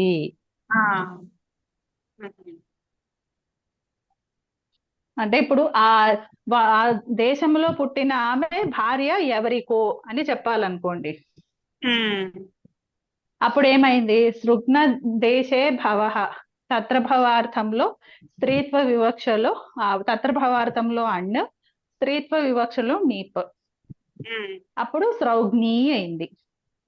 స్రౌగ్ని చ స్రౌగ్ని భార్య యస్య సహ. ఓకే, ఇప్పుడు అన్య పదార్థంలో ఉంది కదా యస్య సహ అంటే, అంటే అనేకం అన్య పదార్థే అనే సూత్రం చేత స్రౌగ్ని భార్య ఆ రెండు శబ్దాలకి కూడా సమాసము. శేషో బహువ్రీహి అనే సూత్రం చేత ఈ సమాసానికి బహువ్రీహి సంజ్ఞ. అలాగే సుప్పులకు లుక్, అదే సమాసత్వాత్ ప్రాతిపదిక సంజ్ఞ, సుప్పులకు లుక్ అయిన తర్వాత స్రౌగ్ని భార్య అని ఉండగా, ఇక్కడ మనకి 6-3-34 ఉత్సర్గ సూత్రం చేతనే స్రౌగ్నికి పుంవద్భావం ప్రాప్తిస్తూ ఉండగా, దానిని బాధిస్తూ ఈ స్రౌగ్ని అనేటటువంటిది రక్త వికార భిన్నమైనటువంటి వృద్ధి నిమిత్తములో ఉన్నటువంటి తదిత ప్రత్యయాంతం అయింది. సో అటువంటి ప్రాతిపదిక అంటే అటువంటి స్త్రీ వచనానికి వృద్ధి నిమిత్తస్య చ తద్ధితస్య అరక్త వికారే అనే సూత్రం చేత పుంవద్భావం నిషేధించబడింది. అందుకని స్రౌగ్ని భార్య అనే ఉంటుంది. ఒకవేళ ఇదే స్రౌగ్ని భార్య కర్మధారయంలో చెప్పినప్పుడు స్రౌగ్ని చ అసౌ భార్యా చ, అప్పుడు మనకి కర్మధారయంలో చెప్పారు కాబట్టి ఈ నిషేధము మళ్ళీ అపవాదత్వంతో పుంవత్ కర్మధారయ జాతీయ దేశీయేషు అనే సూత్రం చేత మళ్ళీ ప్రతిప్రసవం జరిగి అక్కడ స్రౌగ్న భార్య అని పుంవద్భావం వస్తుంది. కేవలము కర్మధారయ విషయంలోనే. కర్మధారయ సమాసం.